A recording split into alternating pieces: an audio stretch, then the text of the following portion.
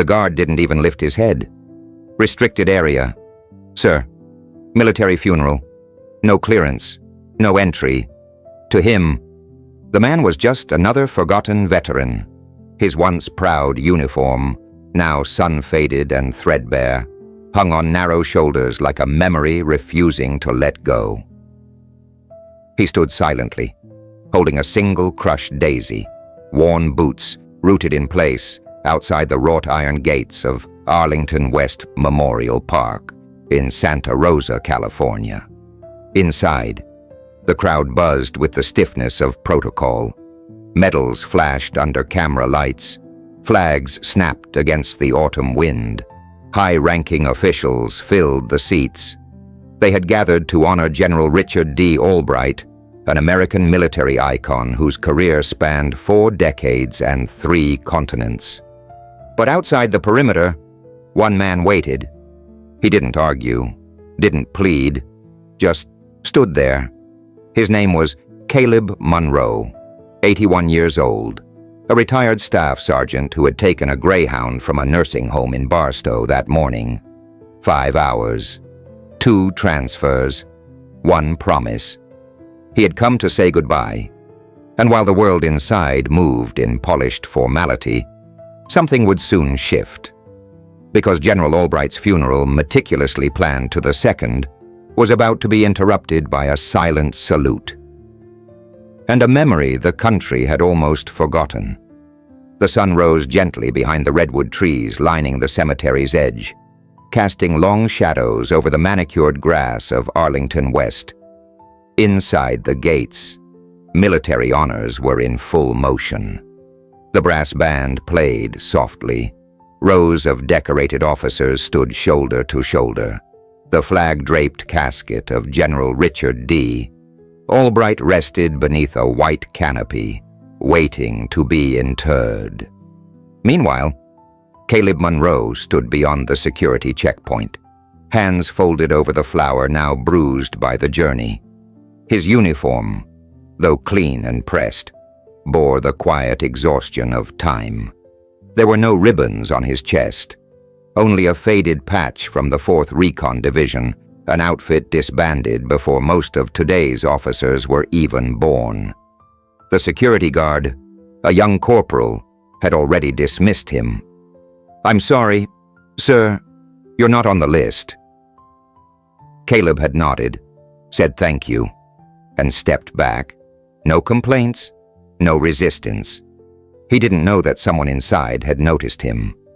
From behind a bank of podiums and flags, Colonel Matthew Raines, General Albright's longtime aide, scanned the crowd. His gaze shifted toward the outer gate, catching a glimpse of the man standing just beyond the perimeter. That patch, Raines had seen it before. Vietnam, Recon, Black River Unit. His chest tightened. He stepped forward, whispering to General Jonathan Merrick, Albright's closest protege now leading the ceremony. "Sir," he said low, "there's someone outside? It's Caleb Monroe." Merrick froze. "Monroe?" Raines nodded. "The staff sergeant who pulled Albright out of the jungle in '68. Twice." The general's expression changed instantly. Without a word, he unhooked his ceremonial saber, handed it to a nearby officer, and started walking.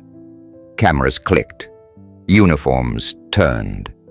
The music faltered mid-note as General Merrick, resplendent in full-dress blues, stepped down from the canopy platform and made his way to the front gates. The crowd hushed. On the other side of the iron fence, Caleb Monroe didn't move. Not until the gate creaked open and Merrick stood in front of him, eyes level, hands at his side, then silence. And a salute, one crisp, reverent motion from a 4-star general to a man no one had invited, no one had photographed, and no one had remembered until now. "Staff Sergeant Monroe," General Merrick said, his voice thick with emotion, "we've been waiting for you." Caleb blinked, confused. "Sir, I wasn't..." "With respect," Merrick interrupted, "you belong here more than I do." He turned and gestured. A young lieutenant stepped forward carrying a polished walnut urn. "General Albright's final request was that you bring him home." Merrick continued, "Not to the ceremony. To his brothers?" Caleb stared at the urn, hands trembling. "I thought everyone forgot." "We didn't," Merrick said. "He never let us." And as Monroe stepped through the gates, the crowd of officers, soldiers, and dignitaries stood and saluted not for the rank, but for the man who once vanished without a medal and came back carrying a nation's memory.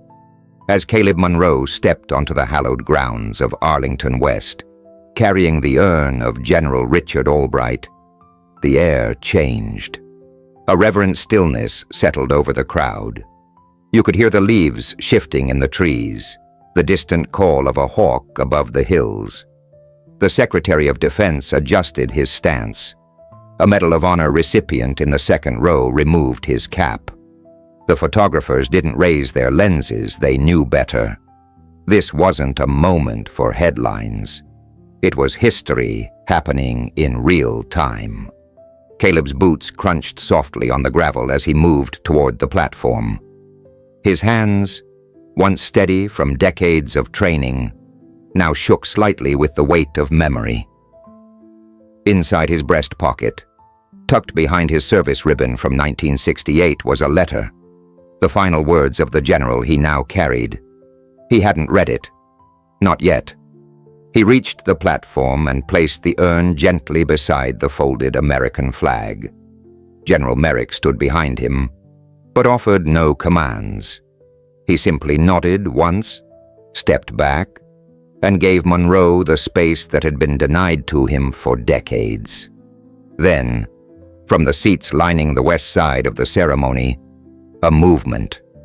3 men older now, silver-haired, in civilian suits, rose slowly. Their jackets bore the same patch as Caleb's Black River Recon, Laos campaign. One by one, more followed. 7, then 10, then 14. These were men who had vanished from the records, whose unit was so classified no obituary ever named it.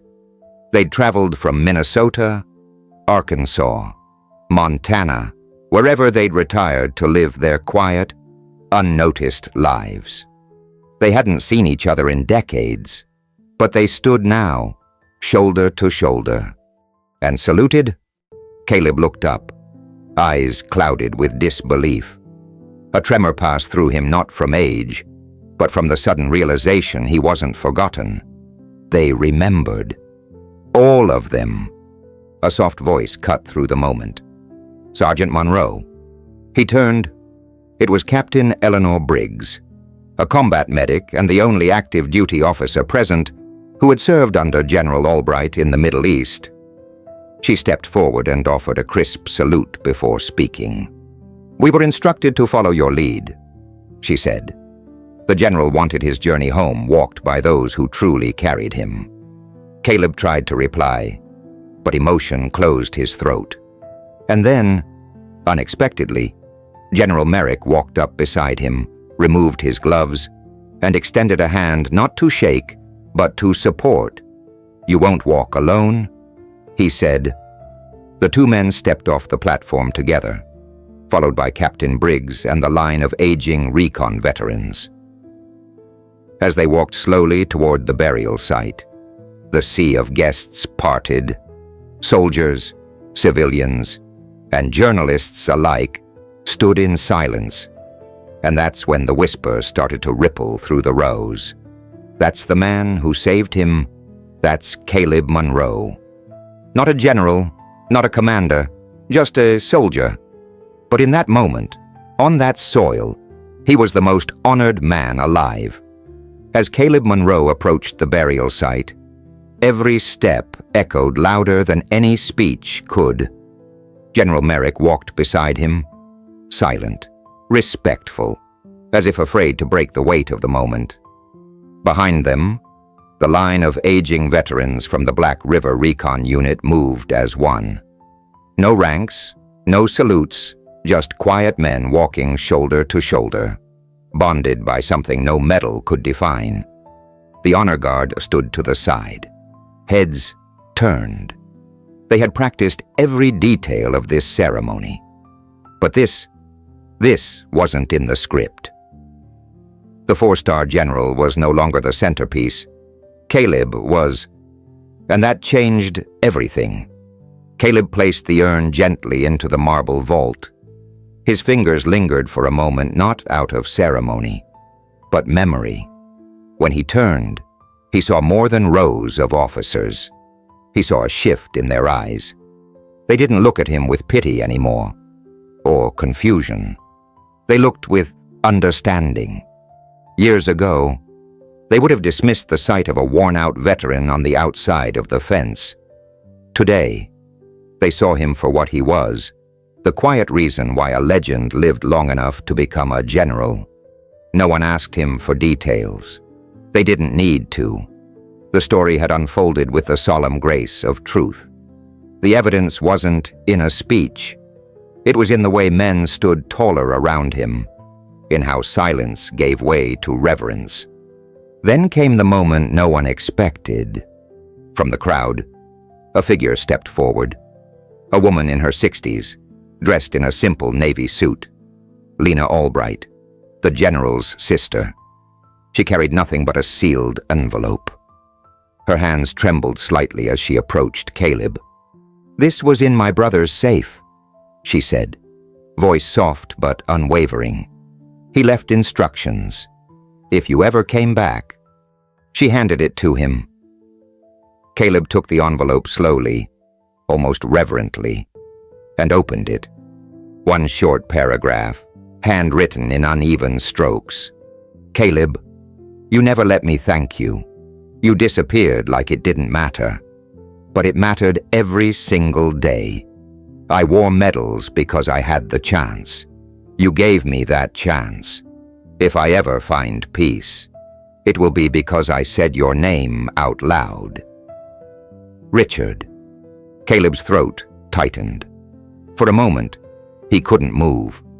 Then, with deliberate care, he folded the letter, placed it back in the envelope, and tucked it into the inner pocket of his coat.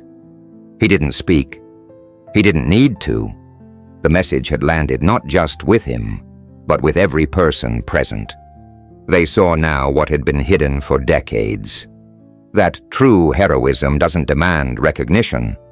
It simply endures quietly, completely, until the world is finally ready to see it. A year had passed since the funeral. The news cycle had moved on. But in a quiet corner of Napa Valley, California, something permanent had taken root, etched not in granite, but in purpose. It was a warm spring morning when the ribbon was cut. A modest ceremony. No military jets, no television anchors, just rows of folding chairs, a local honor guard, and about 60 veterans sitting shoulder to shoulder in the sunshine. The new sign gleamed in bronze, the Caleb Monroe Center for Veteran Healing. Behind that name stood something far greater than a building. It was a sanctuary funded by the Albright Legacy Foundation and approved by General Jonathan Merrick himself. A place for veterans to heal wounds that never bled in public PTSD, survivors' guilt, loneliness. Inside the center were therapy rooms, woodworking shops, group sessions, and perhaps most importantly, a garden. Not for flowers, but for remembrance. Each tree planted bore a plaque. Not names from the news, names from the shadows, forgotten call signs, code names, units disbanded before anyone could understand what they'd done. The only person not sitting in the front row that day was Caleb Monroe. He stood off to the side, under the wide branches of a sycamore tree, a black coat over his shoulders, in his left hand. A single white daisy, the same kind he'd brought to the funeral a year earlier, its petals curled with age. but he held it like it was gold. He wasn't one for ceremonies. Never had been. But the crowd noticed him anyway. Not because he made a speech, not because he cut the ribbon, but because he was there. General Merrick spotted him and nodded once. An unspoken message between two men who had nothing left to prove. When the applause began, Caleb didn't smile. He didn't wave. He just looked at the building. Then at the group of young veterans stepping across the threshold, men and women no older than he had been when he first stepped off the plane into Southeast Asia. This place wasn't about him. It was for them. And yet, as the ceremony closed and guests began to leave, a few younger soldiers came up not to shake his hand, not to ask for a photo, but to stand beside him, quietly. One finally said, "I didn't know who you were until today." Caleb looked ahead and replied, "That's okay. You don't need to." The young vet hesitated. "But we should." Caleb glanced down at the daisy, turning it gently in his fingers. "Maybe, or maybe it's enough that you're here." He watched the vet nod and return to the group. Then, slowly, he turned and began walking down the gravel path toward the parking lot. Alone, as always. But this time, he didn't feel invisible. This time, the world had finally made space for men like him, quiet giants, carrying the weight of a nation in silence, until someone finally listened. In the months that followed the opening of the Caleb Monroe Center, something began to change, not just for the veterans who passed through its doors, but for Caleb himself. He kept coming back. Not every day, not with fanfare, but a few times a week, always early in the morning, before the therapists arrived, before the group sessions began. He'd sit on the bench near the garden, coffee in one hand, and that familiar white daisy now pressed and framed behind glass in the other. He didn't speak much at first, just observed. Watched the young men and women walking in with their heads low, their eyes shadowed by invisible weight.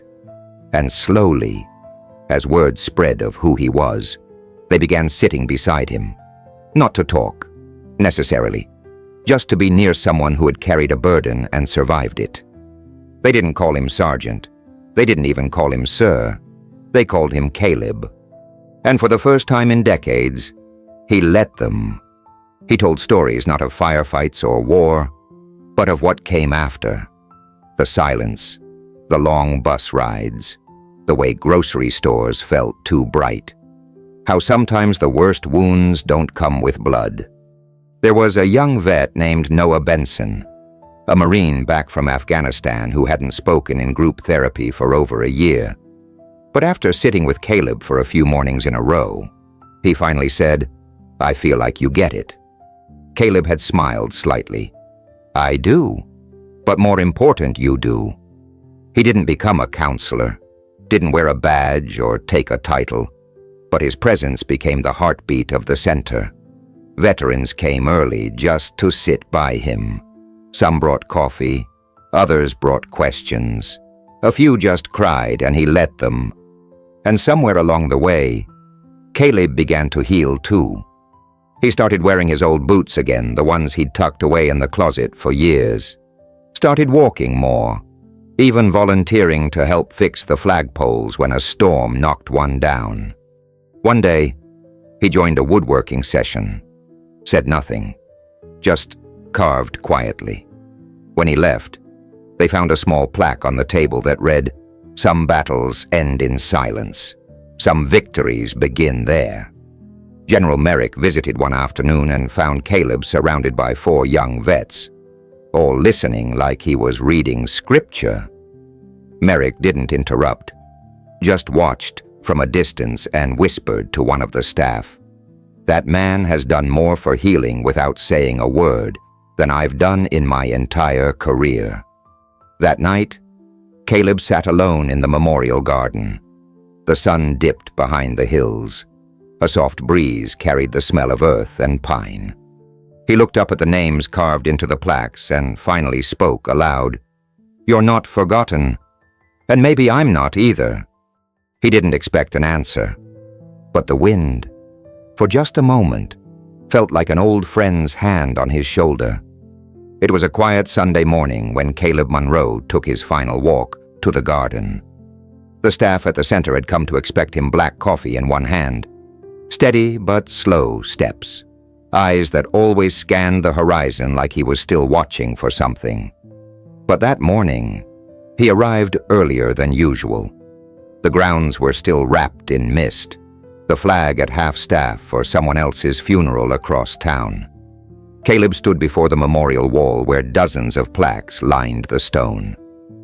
He knelt down, stiff but determined, and placed a small wooden box at the base of the wall. Inside, a folded American flag, a pressed daisy, and a letter. No one knew what it said. He never told anyone. Then, he stood and looked back one last time. Later that afternoon, the staff found the box. Inside the letter was a single sentence: "Thank you for remembering us." In the weeks that followed, Caleb didn't return. He hadn't disappeared. His name was now spoken in every hallway of the center. Veterans told stories about him like folklore. Newcomers were pointed to the bench under the sycamore tree. That's where Caleb used to sit. They'd say, he wasn't much for speeches, but if he talked to you, you never forgot it. General Jonathan Merrick came out to visit soon after.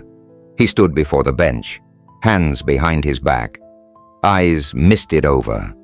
He never wanted a statue. He told the staff, "But I think we should give him one anyway." They didn't build a monument. They planted a tree, a single white sycamore, just like the one Caleb had favored, with a small bronze plaque at its base. Caleb Monroe. He showed us how to walk home, and beneath it, the names of the 23 men from Black River Recon names that had once vanished from the records now etched in metal for the world to see. But the legacy didn't stop there. Years later, one of the center's youngest veterans, Liam Reyes, stood before a high school auditorium filled with teenagers. He had just returned from speaking at the Capitol about veteran mental health. But in this room, he didn't start with policy. He started with Caleb. He didn't have medals, Liam said. Didn't want fame, just wanted to know he wasn't forgotten. He taught us that healing starts with being seen. And because he showed up, we all found a way forward. In the back row, a teacher wiped her eyes. Because sometimes the greatest heroes never speak their story into a microphone. They whisper it in gestures, in silence, in the way they show up when no one else does. Caleb Monroe never asked to be remembered. But now, he always would be. And in a world that forgets too fast, that simple act of remembering became its own kind of revolution. Caleb Monroe's story reminds us that the loudest acts of service are often the quietest. He didn't wear stars or command battalions. He didn't write books or speak on stages. But his quiet presence, his unwavering loyalty, and his humility left ripples across generations. In a world obsessed with recognition, Caleb showed us that real valor lies not in applause, but in resilience, in showing up when no one's watching, in carrying the weight of memory so others don't have to walk alone. We often forget the ones who gave everything and asked for nothing. But when we choose to look closer, to pause and listen, we discover heroes hidden in plain sight. Honor doesn't always look like a folded flag or a national holiday. Sometimes it looks like an old man on a bench, holding a daisy and teaching others how to heal by simply being present. If this story moved you, please like, share, and subscribe to TrueKind Stories.